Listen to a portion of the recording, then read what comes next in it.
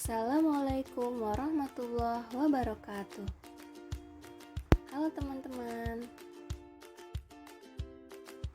Sebelumnya kita sudah membahas tentang sumber energi, yaitu ada matahari, air, angin, listrik, bahan bakar minyak, dan makanan. Kita juga sudah membahas manfaat dari sumber-sumber energi tersebut. Kali ini kita akan membahas tentang perubahan bentuk energi. Ada apa saja ya?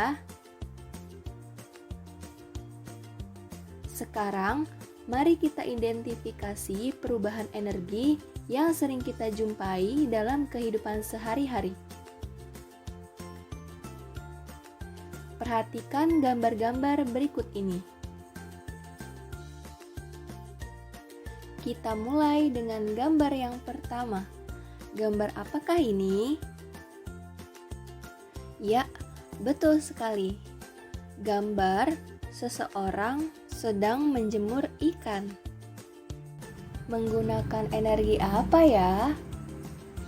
Menggunakan energi cahaya matahari.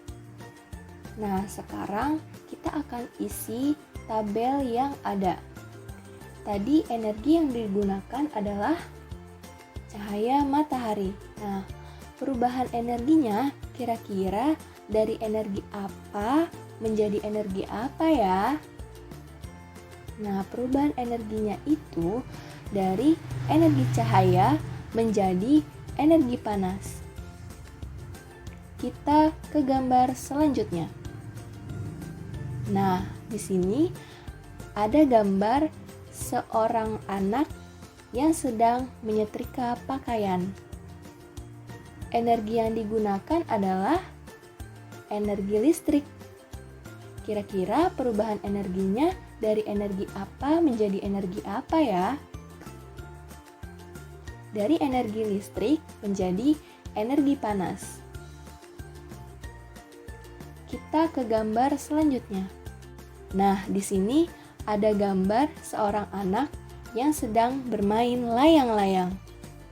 Energi yang digunakannya adalah energi angin. Nah, perubahan energinya dari energi angin menjadi energi gerak. Kita lanjut ke gambar yang keempat. Nah, di sini ada gambar seseorang sedang membakar ikan ya.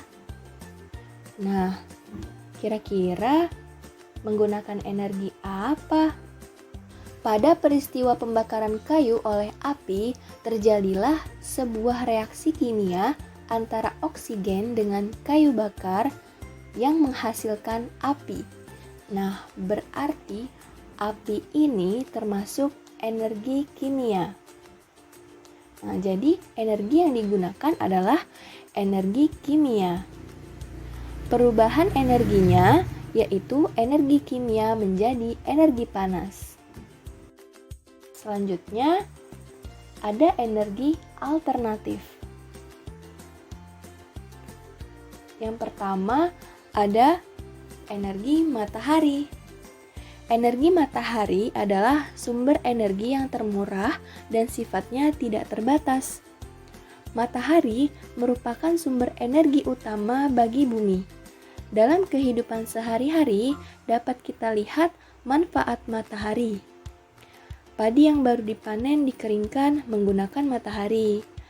Ibu mengeringkan pakaian dengan memanfaatkan matahari. Jika kita amati, masih banyak manfaat matahari lainnya. Manfaat-manfaat yang telah disebutkan merupakan manfaat langsung dari matahari. Dengan menggunakan peralatan canggih, energi matahari dapat diubah menjadi energi bentuk lain. Misalnya, panel surya yang dapat mengubah energi matahari menjadi energi listrik. Panel surya sudah biasa dijumpai di atap-atap kantor, atap rumah sakit, dan atap hotel. Selanjutnya adalah energi angin. Angin adalah udara yang bergerak. angin menyimpan energi yang besar. Manusia telah memanfaatkan energi angin sejak dahulu. Misalnya, untuk menggerakkan perahu layar, layang-layang, dan kincir angin. Saat ini, angin juga dimanfaatkan untuk membangkitkan energi listrik melalui alat yang disebut aerogenerator. Tetapi masih terbatas pada negara-negara tertentu saja. Selanjutnya, ada energi air. Energi air adalah energi yang diperoleh dari air yang mengalir. Air yang bergerak dari sungai yang mengalir atau gelombang di lautan menyimpan energi yang besar. Aliran air yang sangat deras dapat digunakan untuk menggerakkan turbin pada pusat pembangkit energi listrik. Putaran kincir air yang dihasilkan turbin dapat menggerakkan generator listrik sehingga energi listrik dapat dihasilkan. Pembangkit listrik tenaga air dikenal dengan singkatan PLTA. Selanjutnya ada energi bahan bakar bio. Energi bahan bakar bio merupakan energi yang berasal dari makhluk hidup, baik dari tumbuhan maupun hewan.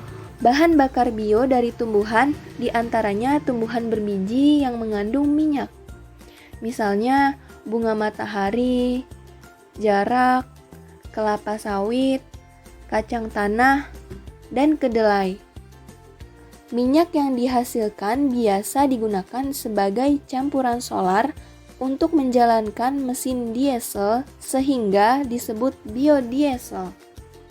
Bahan bakar bio juga dapat berasal dari kotoran hewan. Bahan bakar tersebut dikenal dengan nama biogas. Kotoran hewan yang ada dimasukkan ke dalam ruangan bawah tanah atau lubang. Penguraian kotoran hewan dengan bantuan bakteri akan dihasilkan gas metana yang digunakan sebagai bahan bakar kompor.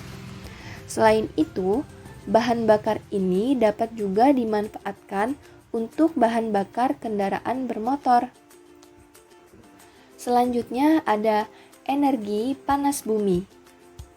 Energi panas bumi atau energi geotermal adalah energi yang berasal dari panas yang tersimpan di bawah permukaan bumi.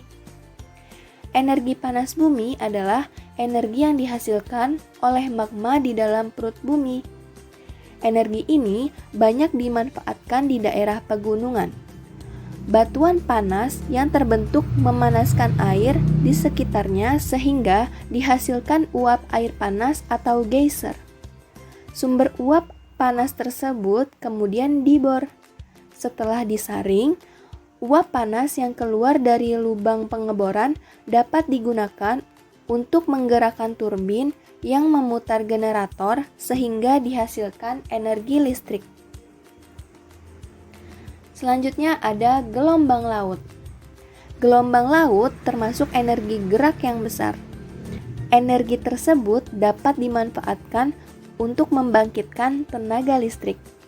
Pembangkit listrik yang memanfaatkan gelombang laut disebut pembangkit listrik tenaga gelombang air laut atau PLTGL. Kenapa ya kita perlu menggunakan energi alternatif?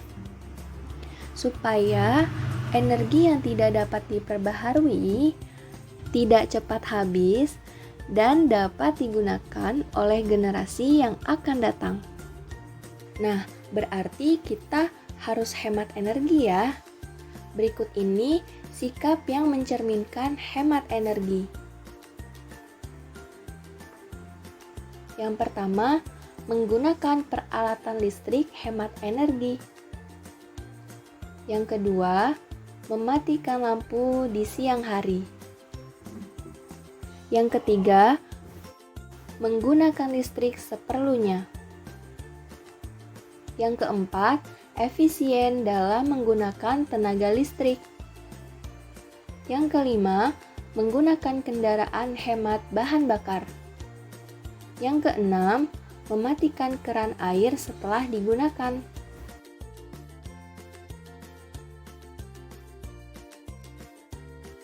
Salah satu bentuk partisipasi kita terhadap penghematan energi bisa kita lakukan dengan mengkampanyekan sikap hemat energi baik melalui poster maupun melalui sosial media.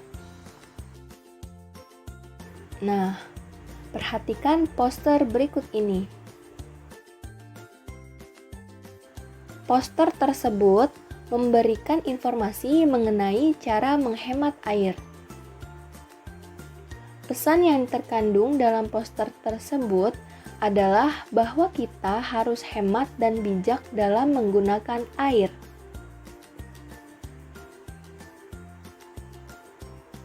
Langkah-langkah pembuatan poster.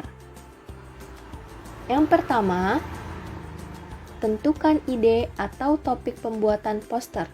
Misalnya tentang hemat energi atau pelestarian lingkungan. Yang kedua, susun beberapa kalimat singkat berdasarkan ide yang dipilih. Yang ketiga, kalimat poster harus singkat, jelas, dan mudah dipahami oleh orang lain.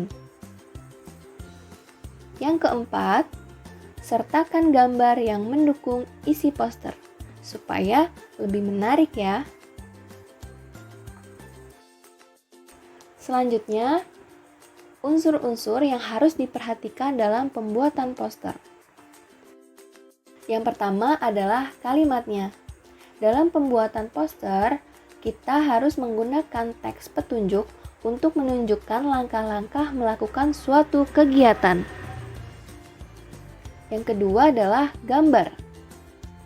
Gambar dalam poster harus mendukung isi poster. Misalnya, kita akan membuat poster hemat energi listrik. Nah, gambarnya itu yang berkaitan dengan energi listrik ya, bukan energi bahan bakar minyak. Selanjutnya ada penyajiannya. Poster harus disajikan dengan menarik dan mudah dipahami.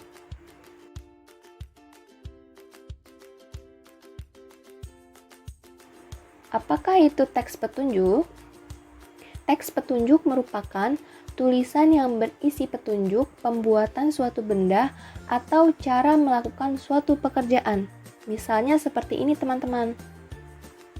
Nah, di sini judulnya cara menghemat energi listrik. Petunjuknya adalah pertama, matikan lampu jika tidak digunakan. Yang kedua, nyalakan televisi hanya pada saat digunakan. Yang ketiga, mencabut charger handphone saat tidak digunakan. Yang keempat, matikan AC jika ruangan tidak digunakan. Yang kelima, mengatur suhu lemari es sesuai kebutuhan. Karena semakin rendah atau dingin temperaturnya, maka semakin banyak memakai energi listriknya. Sampai di sini dulu teman-teman pembahasan kali ini. Terima kasih. Wassalamualaikum warahmatullahi wabarakatuh.